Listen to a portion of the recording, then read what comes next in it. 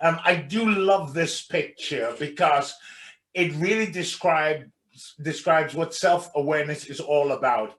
It's simply about putting a mirror in front of you and seeing exactly how you really are. Not what you think you are, but how you really are.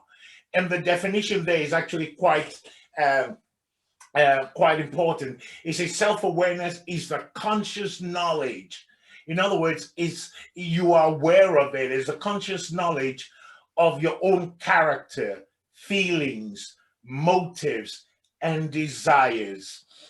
Now, if you're like me, you would always believe that you have always been self aware. I always thought I was self aware until I discovered I'm not really as aware as I believed myself to be. And all self awareness is, it is the ability to simply understand yourself so that you're actually reflecting the values and beliefs that you hold within, and that's the you present to the world. I have so many instances in my life when I go back. I was sharing earlier on, I'm in my early 50s now, but I would only say in the last few years have I actually become more self aware. And I've become more self aware simply by discovering that people's view of me is actually a little bit different from how I viewed myself. I was sharing earlier on that previously I was in a relationship and I thought I was the most romantic kind of person, you could ever imagine, but only to discover that my partner thought I was the least romantic person. You see, I had a perception of myself that wasn't actually the reality I was portraying. So, self awareness is simply how your thoughts and your feelings reflect and influence your actions and your behavior. So, it's about the real you. Are you aware of how the real you is actually being displayed? Are you thinking one way but acting another way? Are your feelings and emotions actually influencing your actions and behavior contrary to what you believe or hold dear? And self-awareness, all it simply is you being able to see yourself exactly as you are and how people see you. I shared earlier on about an incident. I was in a Christian group many years ago. It's got to be at least over 15 years ago. And we sort of like got each other. I think we're about 12 of us. And we got each other to write, a word that describes each person. And it's kind of weird, you're sitting in a room with 12 people and you've got to pick one word to describe each person, and you've got your list and you're writing down and you've got to do it anonymously so that nobody's ever offended by the outcome or the results. But I was surprised. I think 10 or 11 people said exactly the same thing about me. That was good because it kind of reflected what I want to reflect. But sometimes we are not always successful at reflecting, what we believe internally outwardly. Now, most people believe they're self aware, but the truth is, less than 15% of us are truly self aware. So if you're among the 85, and I have to hold my hand up until the last few years, I would probably say, based on what I know today, I am definitely not self aware. I'm becoming more self aware, but historically, I haven't been self aware. So, the two categories of self awareness we're going to quickly look at, one is internal self awareness, and the second one is external self awareness. So, what is internal self awareness?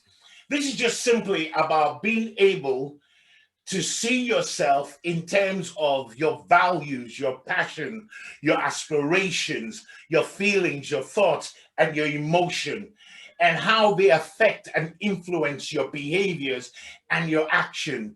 I do a program, some of you will know it. It's called The Business of Coaching. And one of the modules of that program is on mission, vision, mission, and values. And I'm always keen about the subject of values. We don't really give it a lot of attention, but in business, it's actually quite crucial. What are the values you actually hold dear, you adhere to? What are the kind of values you wouldn't compromise from? Some people, well, basically, there's a saying that if you stand for nothing, you'll fall for everything, or something like that. If you don't have a set of values in which you hold on to, it's easy for you to be pushed left, right, and center. But does your actions and your behaviors, do they reflect the values you hold yourself? Not the values I think you should have, but the values you believe that you hold on to. One of my most important values is integrity. To me, that is probably the most important thing. In everything I try and do, I try and do it with a high level of integrity. But I consciously make sure that how I act, how I behave, the things I do reflect those values. But you can believe you have integrity, but your actions, your words, your behavior are actually contradicting what you actually hold dear. So it's about measuring yourself based on the things that you hold on to. But another thing about, in terms of being self-aware, in the session we had earlier on, one of the young ladies that was in the pods earlier on actually talked about her experience, and I'm sure she wouldn't mind if I shared one or two things about it. And she said that, and one of the things that she noticed that she was doing was, whenever her husband would say something, she would be defensive. And it wasn't conscious. She didn't even know she was defensive. But her natural reaction to something was to be defensive. Then she discovered that it's probably because when she was growing up and a mom would say something to her, she was always defensive with her mom, but she's now taking that into her marriage. And her husband kept saying to her, "Why are you that defensive?" And she'll go, "No, I'm not defensive." And he will go, "Yes, you are." Then suddenly she just thought about it and thought, actually, I may not want to be defensive, but my actions, my words, my behavior are reflecting that I'm defensive. So if I want to reflect something else that is the real me, I have to actually look at how I'm actually behaving to make sure that it aligns with what I want it to align with. You know, there was another story I wanted to. Oh goodness, it's escaped my mind. It'll come back to me. But another thing is, in terms of your thoughts and your emotions. Now, your thoughts and your emotions can be quite volatile. One moment you're up, next moment you're down. But your thoughts and emotions influence your behavior to the point that you're reflecting a part of you that you don't really see as yourself. I'll give you a good example. When I was younger, my dad, I was very, you can tell I'm an emotional kind of person, and with my loud voice. And when I was younger, I think my dad saw me behave in a certain way. And he just said to me, he said, "Mac, anytime you're upset, go for a walk. Just get out of that immediate environment.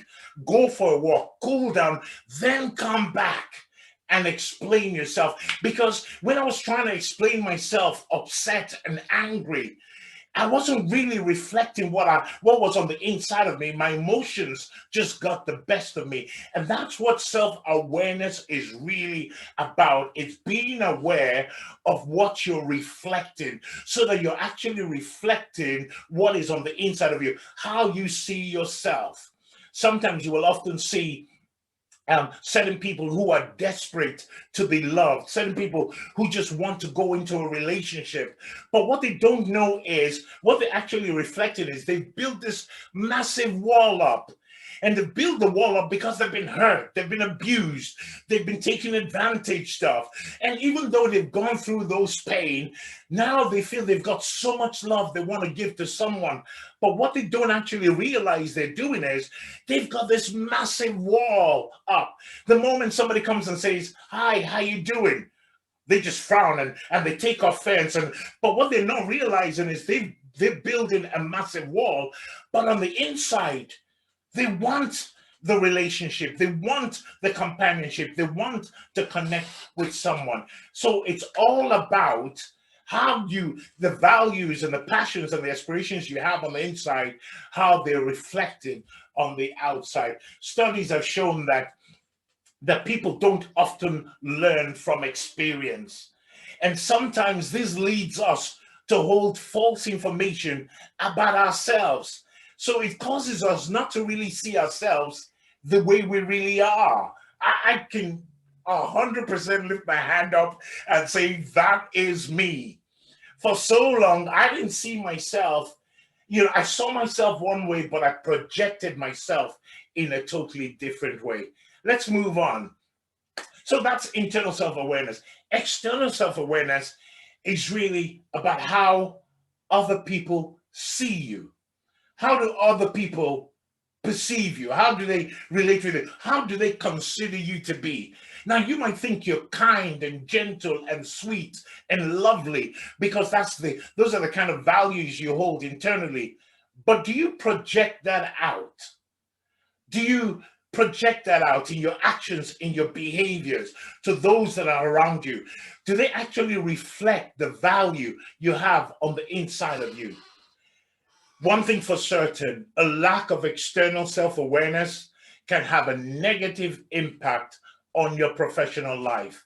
I was sharing earlier on about interviews I used to do for the previous company I worked for. And we would be recruiting for somebody at a senior level, and you would see their CV, and their CV was amazing. You couldn't wait to just get into the room with them.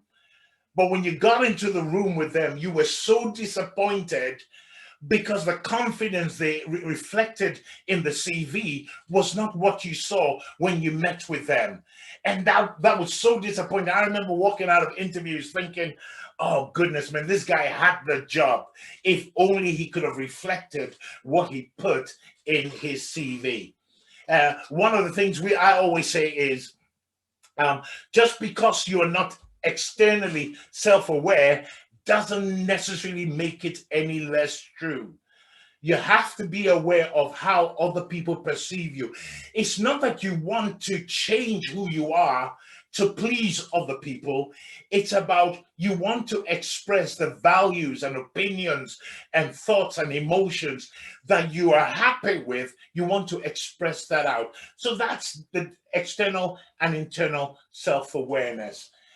So what are the benefits of self-awareness? One of the great benefits of self-awareness is you have greater self-control. If you're reflecting what you don't like, you can change it.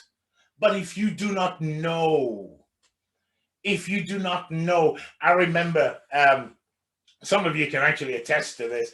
Somebody once said to me, he said, Mac, you repeat yourself often. And at first I was almost a little bit offended, and I thought, do I actually do that? And I called my kids up and I said, Steph, somebody said I repeat myself often. And she was like, yeah, you do that all the time. And I thought, how come nobody told me? If somebody had told me that I repeat myself all the time, don't you think I would have? But I just thought, no, I'm being more clear. I'm being more, I'm emphasizing certain point. But they were like, man, you just repeat over and over and over and over again.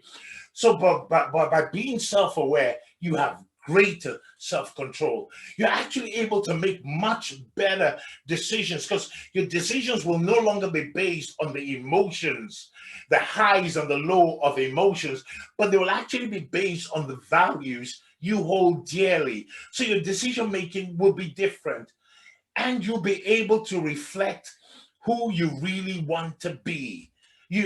I know some amazing people who have so much love to give, but what they reflect out turns people away from them.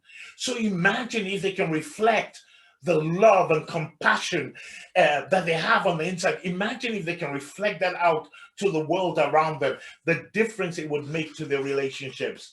It will give you better relationships. You'll have greater confidence because it's the real you, it's the authentic you, as Lisa likes to say. The authentic you begins to shine. And let me be clear, self-awareness is not about trying to please other people. Self-awareness is not trying to be what other people want you to be. Self-awareness is simply matching the values you have with how you portray yourself so that they both match and you're aware of the things you do. And if it's contrary to what you believe or hope, you can change it. Okay, so I've got a few questions for us today, and this can be part of your questioning, or you can think of something else. In what area of your life, what areas of your life do you reflect your internal perspective and values? So where do you believe that in terms of your life, does what you do match exactly what you believe? You know, I remember starting out as a coach. One of the things I struggled with was that my head and my heart kept clashing. My heart wanted to go in one direction. My head wanted to go in another direction. My head was very much of a businessman. Mark, if you're going to do business, this is how it must be. But my heart said, but Mark, these are your values. These are your passion. These are the things you want to achieve. And I decided to go the challenging route and follow my values rather than simply my business brain. Because yes, I might have made more money using my business brain, but you see, my passion and the thing that gives me a pleasure and fulfillment will be missing out. So, what area of your life reflects your internal perspective and values? Second question is, what is your perception of other people's other people's view of you? What do you think other people, if somebody was to sit you down and express, in one or two words what they thought about you, what do you think they would say about you? And finally, what steps can you begin to take so that you reflect your values and your passions?